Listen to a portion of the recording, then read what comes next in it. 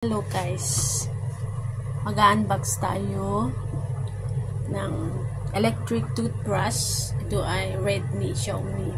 Nili ko po siya ng $129 Hong Kong dollar. Matry din natin ng gumamit ng electric toothbrush. Sumura lang po, ito yung pinakamura na benta ng Xiaomi. Tignan natin guys kung ano yung nasa loob niya. Buksan natin. Okay. So, ito yung instruction. Mayroon siyang kasamang mga instruction. At saka alam nyo guys, ito, meron siyang one year warranty. Kung masisira o hindi gumagana, so pwedeng dalhin doon na ipaayos, libre lang. Ayan. Ipapaayos doon sa Xiaomi store. Basta dalhin mo sa Xiaomi store, i-keep mo yung receipt, yung resibo lang, and then dalhin doon. Kung masisira, ayusin nila ng libre, wala kang babayaran. So, ito yung kanyang ito siya. Ganyan siya guys. Sandali, close natin muna. So, ito yung warranty notice. Yan.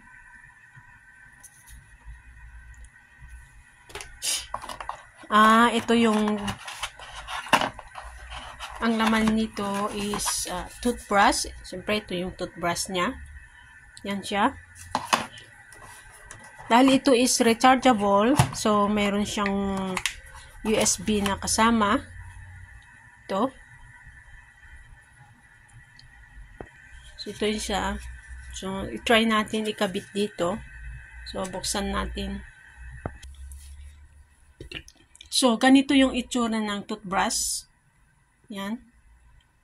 So, at saka po kung ito, lumang-luma na, pwede mo itong palitan. Bibili ka ng bagong ganito doon mismo sa Xiaomi store. So, yung tinanong ko kanina, kasi hindi pa ako bumili ng pang extra nito pag gusto kong palitan, kung magkano, is around $60 Hong Kong dollar. Dalawang 2 pieces yon ang laman. So, ganito yung toothbrush niya. So, dito, so, i-try nating ikabit. So, ganito lang yung pagkakabit guys. Yan. Doon sa, then, i-push lang natin. So, ito na siya guys. So, dito, i-press lang natin. Press on. Yan. Yan siya. Ito na siya niyo.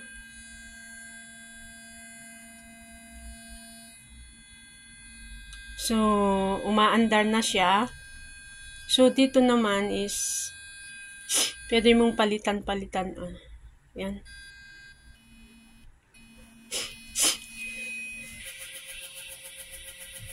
So, bali ito yung press na ito. Yan.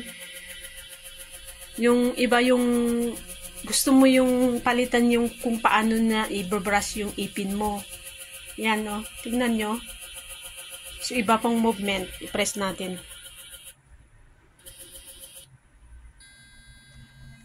So, ganyan yung movement niya.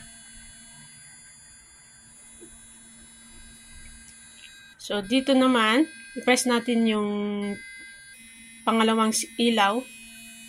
Ibang movement naman. Yan siya, guys. So, i-press natin yung pangatlong ilaw.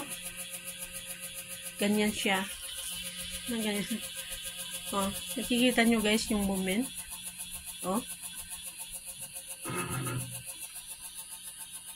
Sa ilalim niya yung ito yung isasaksak mo yung cable. So, ganyan siya. Binuksan ko sa ilalim niya. Then, isaksak lang. So, ganun lang ka-easy. So, So, matry natin mamayang gabing mag-toothbrush tayo. So, yan lang. Ganun lang kasimple. So, Xiaomi. So, let's try this. Yan na siya, guys. So, thank you guys for watching. Bye-bye.